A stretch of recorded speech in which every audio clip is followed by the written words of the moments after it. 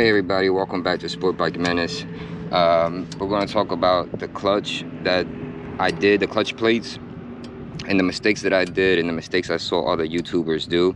And I followed the video that they made, and that was a big mistake that I did. So I want to explain exactly what happened. I did make a video on how to do the clutch, but that video came out kind of screwed up because the battery died on the GoPro. It overheated, so it stopped a couple times. Plus multiple people were coming up to me and having conversations with me, so I don't even think I was able to record the whole thing. I know there's a lot for me to edit and, you know, to fast forward and cut out of the video.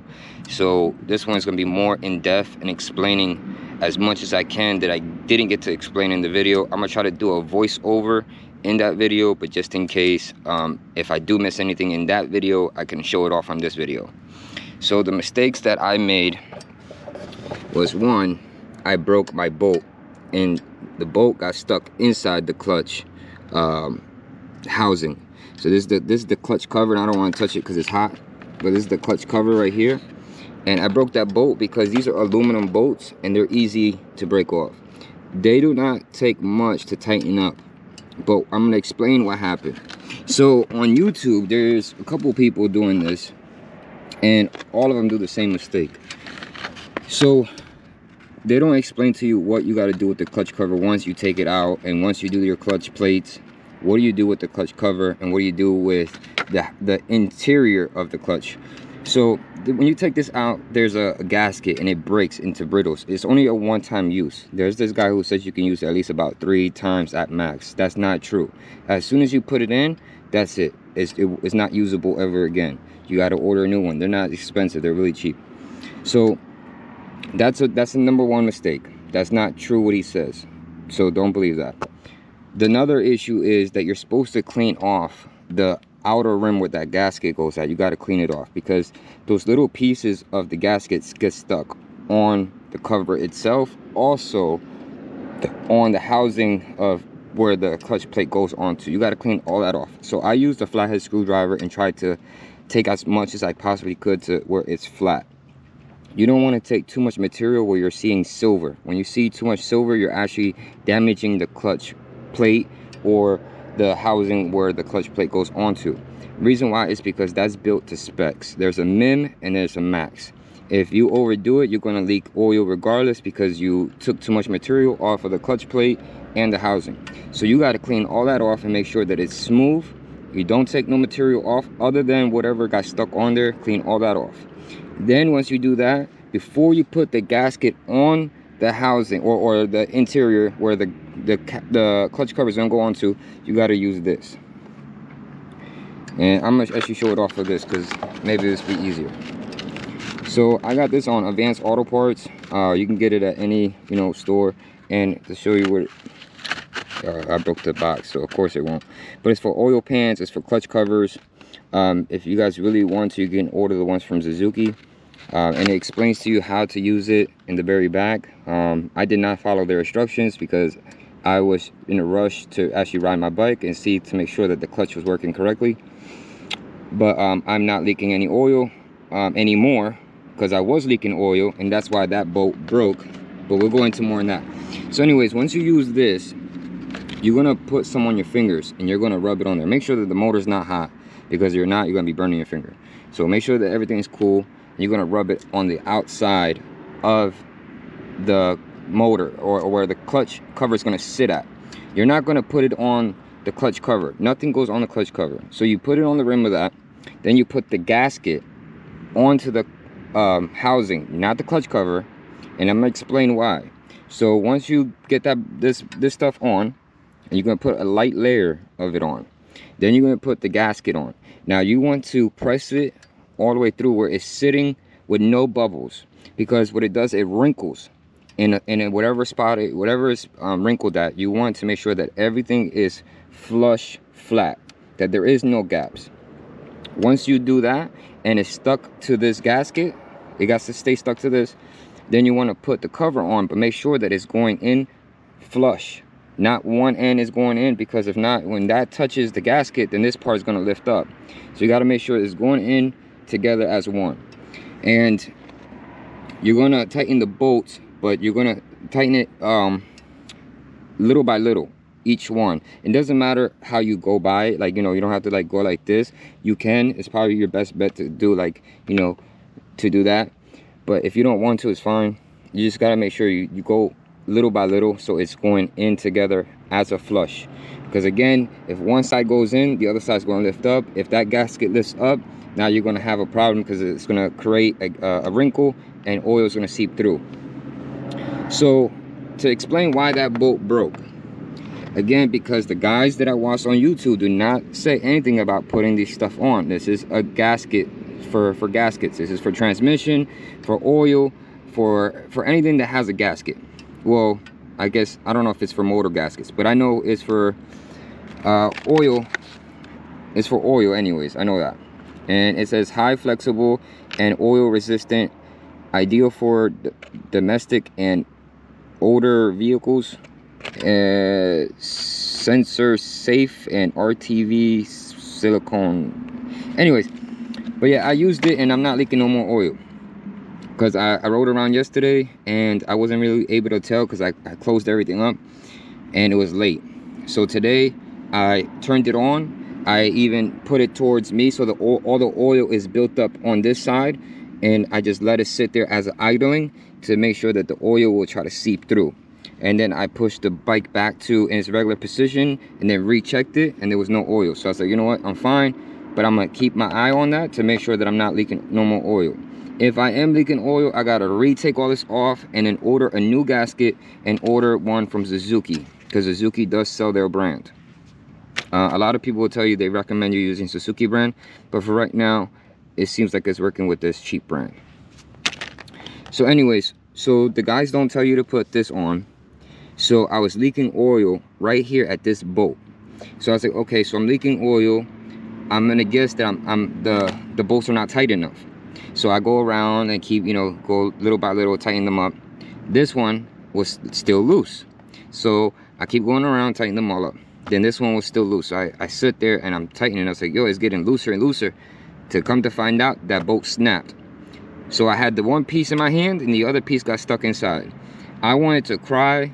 I was so mad because I thought I messed up my bike, because I've had bad experience with bolts breaking into things.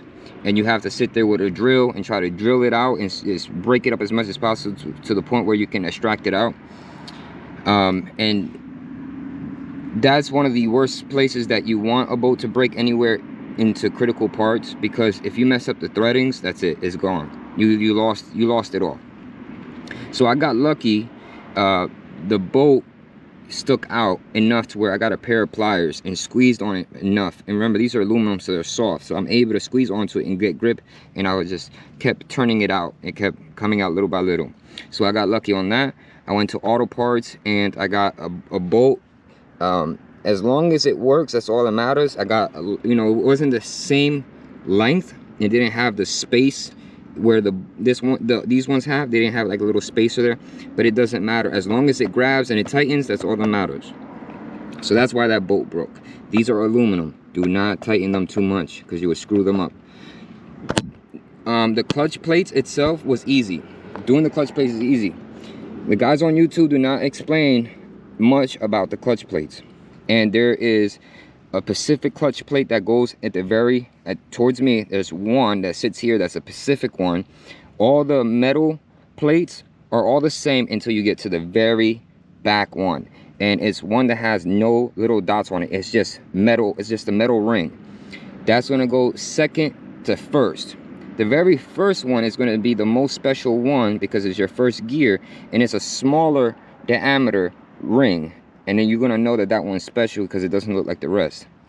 So that one goes in first. Then the other one that has no little dots on it, it's just a plain metal ring, that goes in second. And then everything else is just, you know, go one by one. But you got to match it up to the way Suzuki had theirs.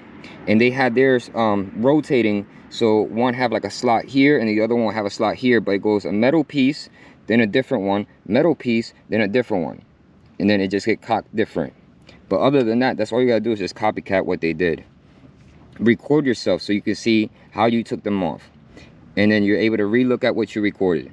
So then there's another problem where this YouTuber did, where there's 3, and it's on the when you take this clutch plate off, there's another piece that holds the clutch plates together.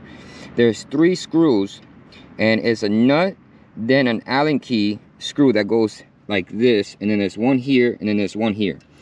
I tried to use an Allen key to take it out. That didn't want to come out, and I tried all of them. Then I said, okay, then I'm gonna use a wrench, and I tried to take it out. Didn't want to come out. So I said, you know what, screw it. Then there's these springs that got to come out regardless. So I took out all the springs, and to find out that I didn't need to take out all those other bolts. The YouTuber took them out for whatever reason, I don't know, but I didn't need to. So you take those springs out, the clutch little basket that holds everything comes out. Then you're able to work on the clutch plates. And then you guys will see in my video the rest of it though. But that's the most important part is, if you don't want to leak oil, get this. Or get Suzuki's brand, or whatever brand you want to get, as long as it's a gasket marker oil resistant, whatever the hell it is. So yeah, make sure you get this. Make sure you don't over tighten these bolts, and make sure you do your clutch plates correctly, and the rest, everything correctly. And it's, to be honest, it's an easy job. I didn't have no problems, like no. You're gonna want a pick to pick each one of them out, because the further back are going to be the harder ones to get. You can use your finger to kind of like prop them towards you to push them through the basket, but just with that one finger is not going to do it. You're going to have to use your finger plus a pick, and then be able to move them towards you. But yeah guys, I hope that video was able to help you. Now I'm going to ride in the highway, and you guys can see the clutch working. I'm gonna go through all the gears, and I'm gonna go as super fast as I can. There is cops out, but I hope you guys stick long enough to see that video, and I'm gonna put it on this one. So I'll be right back. You guys will see me on the highway. We'll be right back. All right, we're back. Let's hope. I think the highway is gonna be congested, so I don't know if I'll be able to do a nice pull, but I still want to be able to go through all the gears so you guys can see the clutch does work.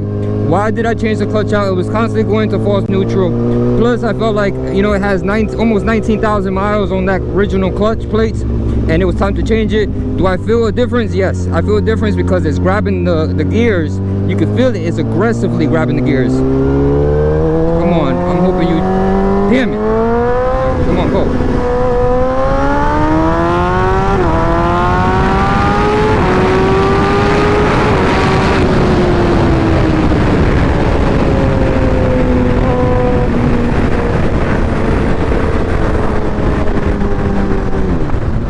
Wasn't able to give it, you know, like, but you can see I went through all my gears. I did not open full throttle in first gear because it's kind of hard to open full throttle. As soon as you hit it, the front wheel's gonna want to come up, and then the same thing is with second gear, the front wheel's gonna want to come up. So I don't give it full throttle right away. So the things that you guys see with my bike, I do not go 100% on my bike. Once I get into third gear, that's when I can open throttle 100%, and I know I'm not going to pop a wheelie. So that's what you guys don't see on camera on how I do this. So like my bike can go much faster in first gear, it can go much faster in second gear, meaning the RPM shooting up quicker. But anyways guys, at least you guys are able to see I went into sixth gear, and I'm going to drop a gear, went to fifth gear, went to fourth gear. So this is me changing the clutch plates.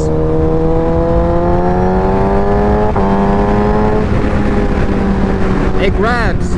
You can feel it grab. When I had the 19,000 miles on those clutch plates, you can tell it's not, because there's a meaning when it calls slipping the clutch.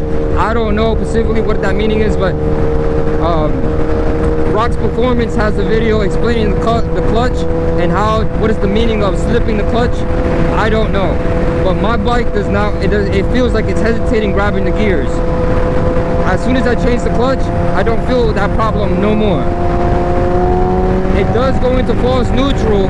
It did it once, but it was more of my fault. I didn't kick up hard enough, but it felt like it wanted to grab second gear. But because I didn't kick hard enough, it didn't register second gear. So I'm gonna blame that on operator error. But yeah guys, I believe you guys can do the clutch, changing the clutch plates out. It's just you gotta make sure you're doing it right ahead of time before you start messing with it. Make sure you got the right parts, make sure everything's in check, and then you can start working on it. But it's simple, everybody can do it. But anyways guys, ride safe, stay safe. I'll catch you guys on the next video.